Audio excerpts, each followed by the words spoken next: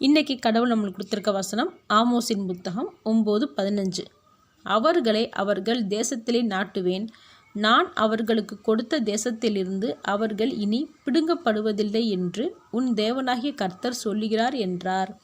இந்த வசனத்தை கொண்டு கடவுள் நம்மகிட்ட என்ன சொல்கிறத பார்ப்போம்.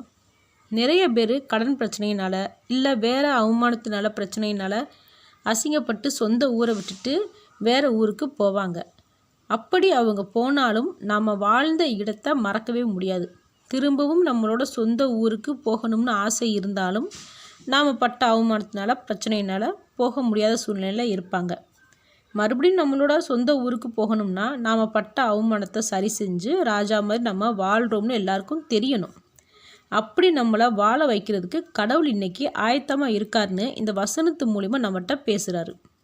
அதனால் அசிங்கப்பட்ட அவமானத்தோடு வேறு ஊரில் வாழ்ந்துட்டுருக்கிற எல்லாருக்குமே மறுபடியும் அவங்களோட சொந்த ஊரில் நிரந்தரமாக உயர்த்தி வைப்பார்னு சொல்கிறார்.